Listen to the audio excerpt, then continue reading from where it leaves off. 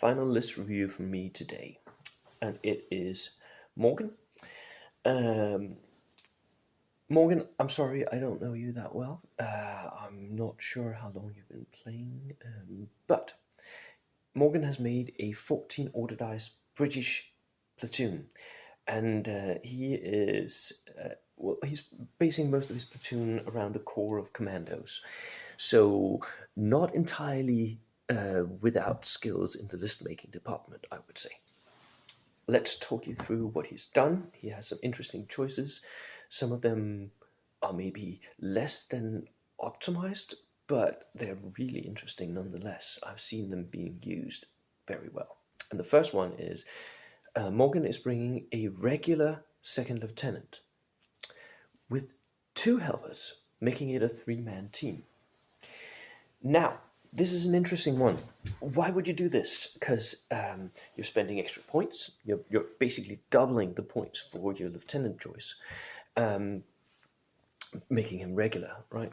And buying those extra dudes. You're doubling the points for what it costs. And you're making it so that it's not a small team.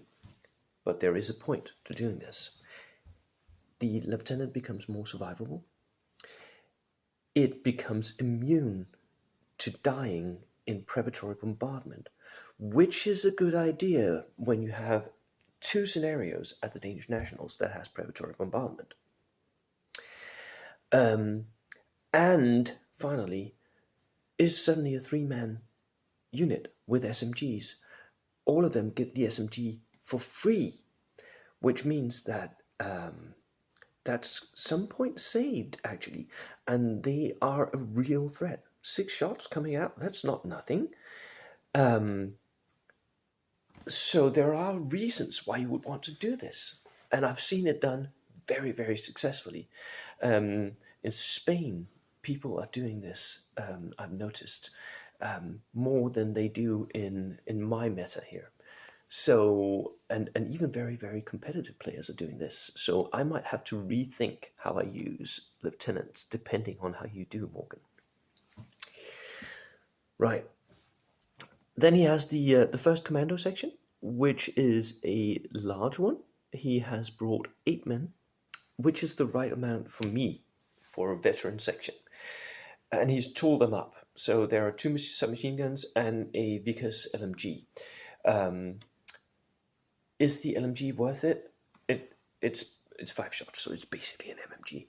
Is it worth it? It's still very expensive, but it's a lot of shot coming out of that one unit, right? So if you can get in range where you can both use the SMGs and the LMG, ooh, that unit can really damage stuff. But it is very expensive, 141 points for a single 8-man unit. The second commando section is with all submachine guns, 8 men, all submachine guns, 128 points. Again, this is a close combat beast. Behind enemy lines, tough fighters, they are beasts in close combat. So Morgan, please try to move them up so that you can get within that range where your SMGs and your close combat abilities will have effect, because you will dominate. There are very few things in the game that these commandos should be afraid of, basically. Maybe pins, depending on what special rule you're going with. I'll hopefully see that down later on. Okay. Oh, he's chosen blood-curdling charge. So the commandos can actually charge from 12 inches away and not get shot at. Good one. I like it, Morgan. Good choice. Then he has the free forward observer with an extra dude. Again, a good idea if you want your small teams to do something after they've done their primary task. So once the free forward observer had called down his artillery barrage, can't speak. He still has something he can do, right? 2 men with submachine guns. They can run around, take objectives, go down on stuff, maybe hunt a sniper. That works. Now, for his backline, he's chosen 2 mid to late war infantry sections, 5 men in each with an LMG. This is classic. This is what you want to do if you just want your infantry to go down on objectives on your own back line. Then they still have the opportunity to shoot with that LMG. It is too expensive for points for value, but it does mean that you have a 36-inch range on the unit. That works. A heavy mortar, inexperienced, because why not? You're just shooting it indirectly anyways. A Piat team, regular. Piat is a silly weapon, but it's what the Brits have. So yes, take it. There will be tanks. There will be a target-rich environment that you can shoot that Piat at. A light howitzer, regular. I think I would have bought a spotter for it. If you're going to have a regular light howitzer, I think I would have cut down 10 points somewhere else. But with the gun shield, they turn into veterans, so again, survivable. And a horse-drawn limber to draw it with, and a Stackhound armored car. I love my Stackhound.